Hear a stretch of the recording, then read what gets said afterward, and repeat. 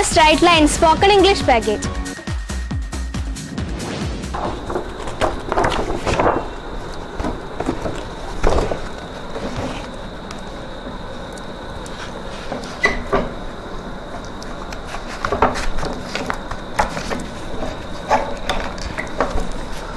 അപ്പോൾ ഒന്നുകൂടി ഇതിലേക്ക് ശ്രദ്ധിക്കുക. നമ്മൾ പോസിറ്റീവ് ഒന്നും കൂടി പറഞ്ഞിട്ട് അല്ലെങ്കിൽ അഫർമേറ്റീവ് സെൻറ്റൻസ് ഒന്നും കൂടെ പറഞ്ഞിട്ട് നമുക്ക് നെഗറ്റീവിലേക്ക് പോകാം.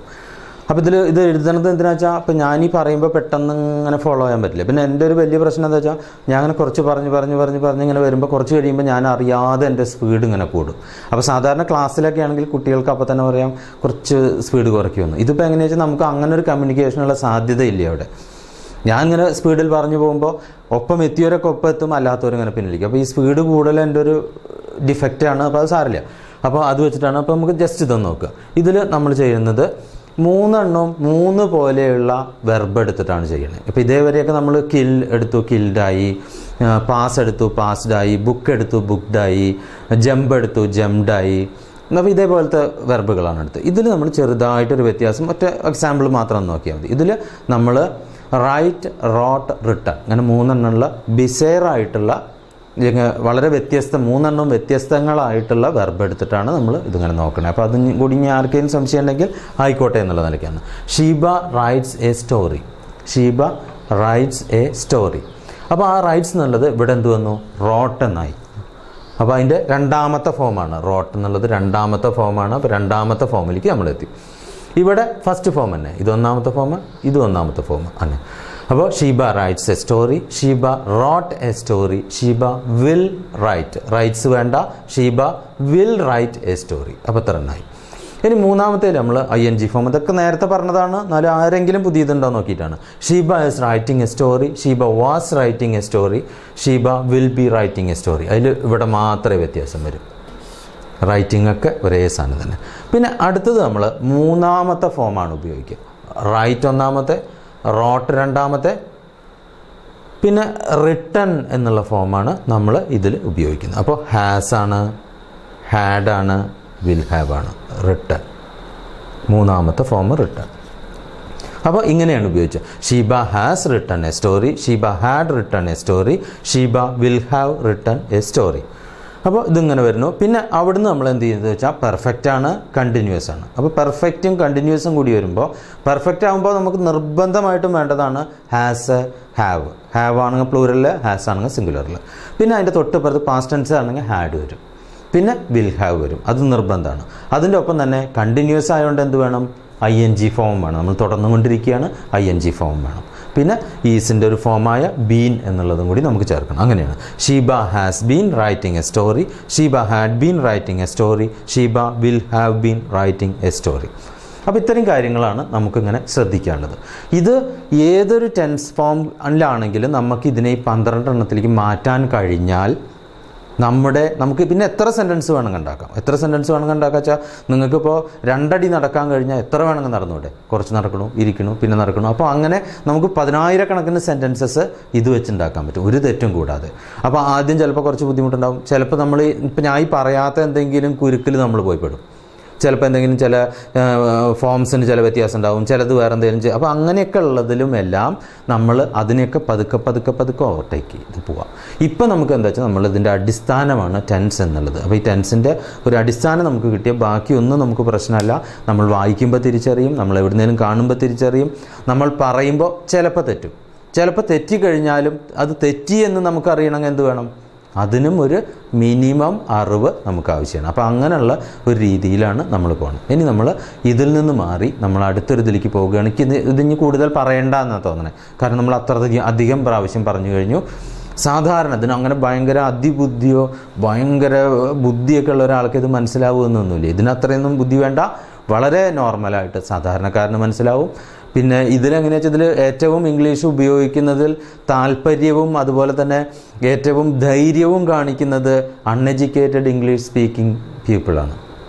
ഒട്ടും പഠിക്കാണ്ട് ഇല്ലെങ്കിൽ പ്രാഥമിക വിദ്യാഭ്യാസം മാത്രം കിട്ടി ജീവിത പ്രാരാബ്ദം കൊണ്ടോ അന്നത്തെ നമ്മുടെ ചെറുപ്പത്തിൻ്റെ തലതിരിവ് കൊണ്ടോ ഒക്കെ പഠിക്കാൻ കഴിയാതെ പിന്നെ അന്യനാടുകളിലും ബാക്കിയുള്ള സ്ഥലത്തുമൊക്കെ പോയി പെട്ട് ഇംഗ്ലീഷ് പഠിക്കണമെന്ന് കരുതി അതിനുവേണ്ടി എന്തിനും ഒരുക്കമായ കുറേ പേരെ നമുക്ക് ഈയിടെയായിട്ട് കണ്ടുമുട്ടാൻ സാധിച്ചു. അപ്പോൾ അവർ വളരെ സ്ട്രോങ് ആയിട്ട് അവർക്ക് എന്ത് പറയാനും മടിയില്ല, എന്ത് പറയാനും ധൈര്യമില്ല. അപ്പോൾ എന്താ വെച്ചാൽ അവർക്ക് പെട്ടെന്ന് മനസ്സിലാവും. നേരെ മറിച്ച് നമ്മളിതൊക്കെ പഠിച്ച് PG കഴിഞ്ഞു, വേറെ എന്തൊക്കെയോ കഴിഞ്ഞു, MPhil കഴിഞ്ഞു, ഇതൊക്കെ കഴിഞ്ഞാലും നമുക്ക് ഭാഷ ഉപയോഗിക്കാൻ പേടിയുണ്ടാവും.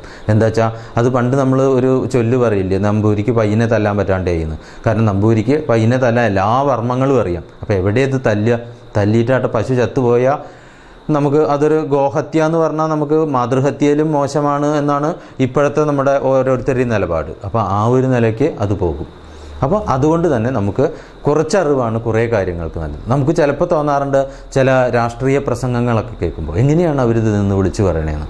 അപ്പോൾ കുറച്ച് വിവരം ഉണ്ടെങ്കിൽ ചിലപ്പോൾ പറയാൻ പറ്റില്ല. പണ്ടത്തെ ഒരു സ്ഥിതി എങ്ങനെയായിരുന്നു വെച്ചാൽ പണ്ട് നമുക്ക് പ്രസംഗിക്കണവർക്കായിരുന്നു ഒരുപാട് വിവരം, ഒരുപാട് അറിവും വിവരങ്ങളും ഒക്കെ പ്രസംഗിക്കുന്ന ആളുകൾക്കായിരുന്നു. ഇപ്പോൾ സ്വാതന്ത്ര്യ സമരകാലത്ത് സരോജിനി നായിഡു, നെഹ്റു, പിന്നെ അതേപോലെയുള്ള ഇപ്പോൾ അരവിന്ദ് ഘോഷ് എന്ന് പറയുന്ന ആളുകൾ, ഇങ്ങനത്തെ ആൾക്കാരൊക്കെ ഒരുപാട് പ്രസംഗിച്ച ആൾക്കാരെ ഉത്ബുദ്ധരാക്കി സ്വാതന്ത്ര്യ സമരത്തിന് പ്രാപ്തരാക്കിയിരുന്നു.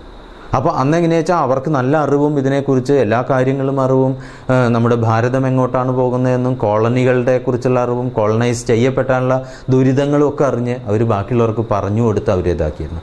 ഇപ്പം എങ്ങനെയാ വെച്ചാൽ നമ്മൾ കാണുന്ന കവലപ്രസംഗങ്ങൾ പലതും അങ്ങനെയല്ല.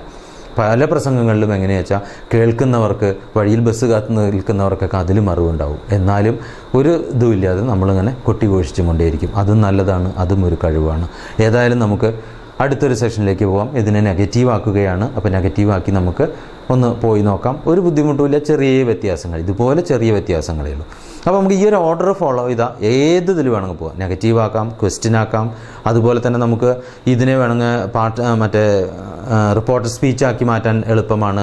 അതുപോലെ പാസീവ് വോയിസും ആക്റ്റീവ് വോയിസും ആക്കാൻ എളുപ്പമാണ്. ചെറിയ വ്യത്യാസങ്ങളേ ഉള്ളൂ. അപ്പോൾ അത് നമുക്കൊന്ന് കഴിയുന്നിടത്തോളം ദൂരം പോയി നോക്കാം. അപ്പോൾ നെഗറ്റീവിലേക്ക് പോണതിന് മുമ്പ് ഒരു ചെറിയ കാര്യം മറന്നു. അതിലെന്താ വെച്ചാൽ നമുക്കിപ്പോൾ ഇതേവരെ നമ്മൾ ചെയ്തതിലെല്ലാം അതിലെ കർത്താവ് ഏകവചനമാണ്. അപ്പോൾ കർത്താവ് നമുക്ക് ഏകവചനമല്ലാതെ നമുക്ക് പ്ലൂറലാകുമ്പോൾ നമുക്ക് എന്ത് ചെയ്യാമെന്നും കൂടി ജസ്റ്റ് ഒന്ന് നോക്കാം. അത് ഇനി ആർക്കെങ്കിലും സംശയമുണ്ടോ എന്ന് കരുതിയിട്ട് അതൊന്നും അത്ര വലിയ ബുദ്ധിമുട്ടുള്ളതല്ല. അപ്പോൾ നമ്മൾ ഈ പറഞ്ഞോടത്തോളം അങ്ങനെ പറഞ്ഞു പോയാൽ ഈസി ആയിട്ട് പറ്റും.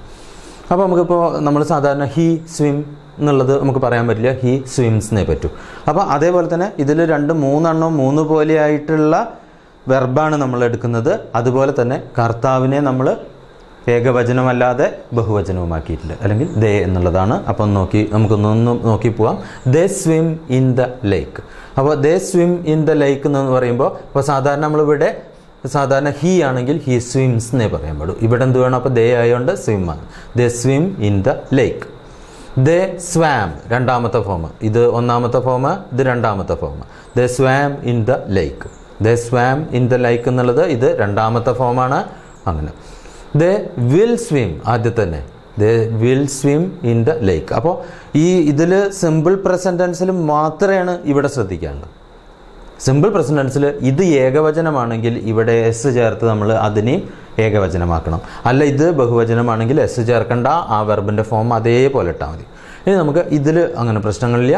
ദേ ആർ ആണ് വരിക. ഇപ്പോൾ ഹി ഈസ് ആണ് വരിക, ഐ ആം ആണ് വരിക.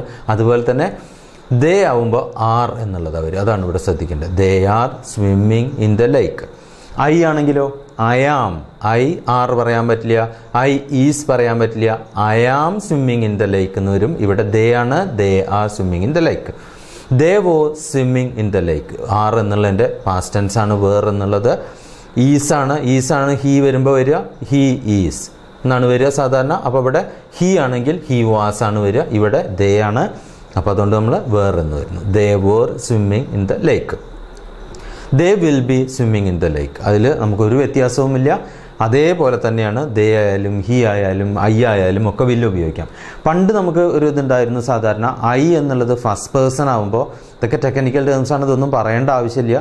ഇനി ആർക്കെങ്കിലും ഇത് പറഞ്ഞില്ല എന്ന് പറഞ്ഞിട്ടുള്ളൊരു വിഷമം വേണ്ട എന്നുള്ള നിലയ്ക്കാണ് പറഞ്ഞത്. ഐ ഫസ്റ്റ് പേഴ്സൺ ആണ്. അപ്പോൾ അതുകൊണ്ട് ഐ വരുമ്പോൾ നമ്മൾ പണ്ടത്തെ ഇംഗ്ലീഷിൽ ഷാൽ എന്നുള്ളതാണ് ഉപയോഗിച്ചത്. ഐ ഷാൽ എന്നാണ് ഉപയോഗിക്കാറ്.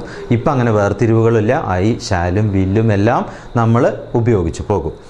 അപ്പോൾ they will be swimming in the lake.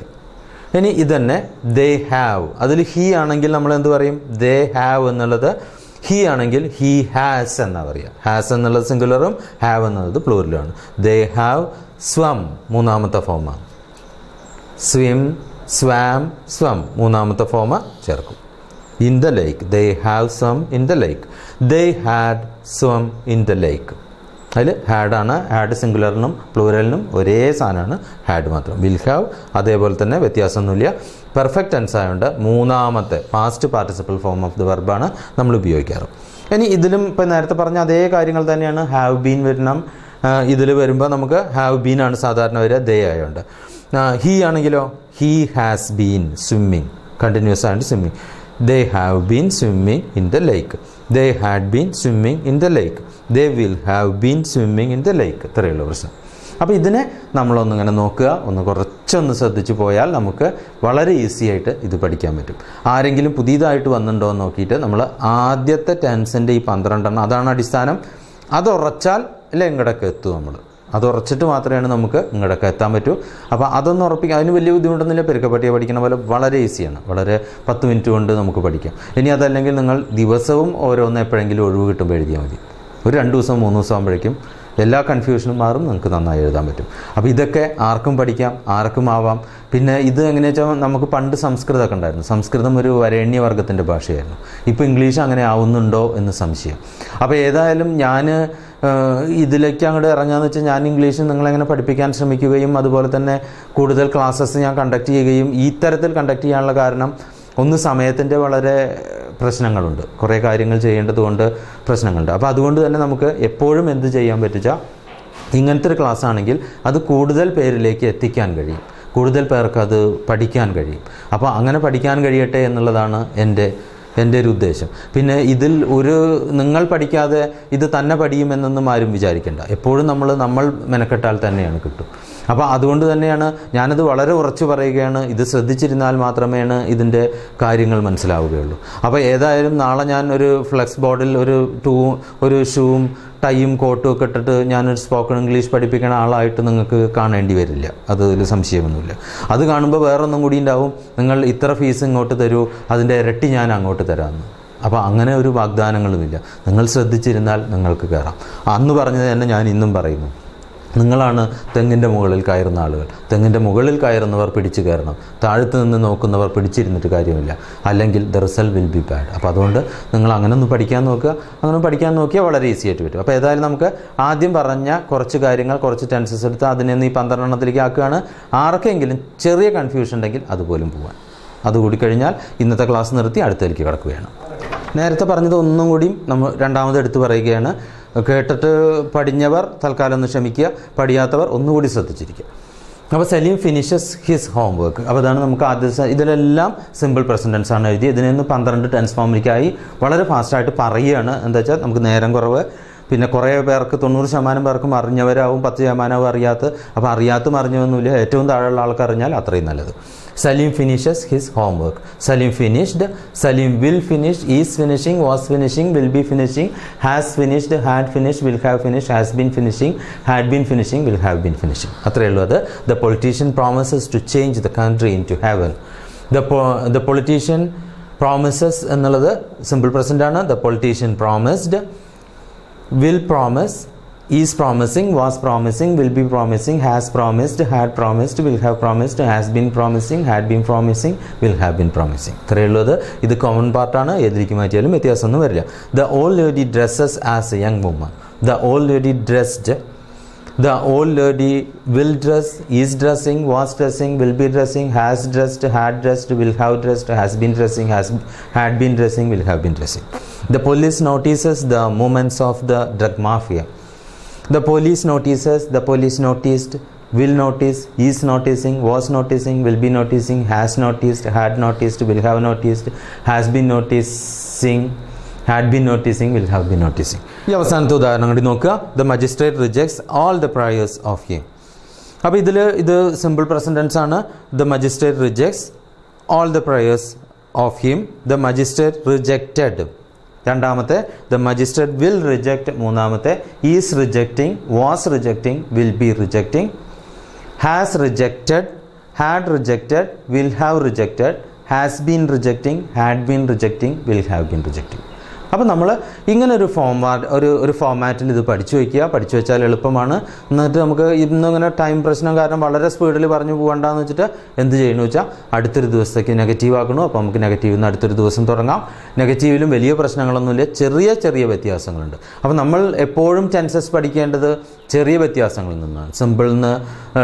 Simple past നിന്ന് സിമ്പിൾ ഫ്യൂച്ചറിലേക്കുള്ള ചെറിയ വ്യത്യാസം, സിമ്പിൾ പ്രസൻറ്റ് നിന്ന് ഇപ്പുറത്തേക്കുള്ള, അപ്പോൾ അങ്ങനെ ചെറിയ വ്യത്യാസങ്ങളിൽ നിന്ന് നമ്മൾ പഠിക്കുമ്പോഴാണ് നമുക്ക് പെട്ടെന്ന് പഠിക്കാനാവുന്നത്. ഏതായാലും നമുക്ക് വേഗം പഠിയട്ടെ. അതുപോലെ തന്നെ വളരെ ശ്രദ്ധിക്കുക. കുറച്ച് ഹോംവർക്ക് കൂടി നിങ്ങൾക്ക് വീട്ടിൽ നിന്നും അല്ലെങ്കിൽ വേറെ എവിടെയെങ്കിലും ഇരിക്കുമ്പോൾ ചെയ്യാൻ പറ്റും. ബസ്സിലൊക്കെ പോകുമ്പോൾ ആലോചിച്ചാൽ മതി, അല്ലാണ്ട് ഫുള്ള് ഇതിന് ഇരിക്കുകയൊന്നും വേണ്ട. ടി വി കാണുമ്പോൾ, ബസ് പോകുമ്പോൾ, വേറെ എവിടെയെങ്കിലും നമ്മൾ പോകുമ്പോൾ ഒക്കെ ഒന്ന് നമുക്കിങ്ങനെ ആലോചിച്ചാൽ നമുക്കിത് പെട്ടെന്ന് പഠിയും. ഏതായാലും പെട്ടെന്ന് പഠിയാറാവട്ടെ. നമുക്ക് അടുത്തൊരു സെക്ഷനിലേക്ക് പോകാം. നെഗറ്റീവ്സ് ആണ് അടുത്ത സെക്ഷൻ. അത് നമുക്ക് അടുത്ത ദിവസം ഡീൽ ചെയ്യാം. The Straight Line Spoken English Package.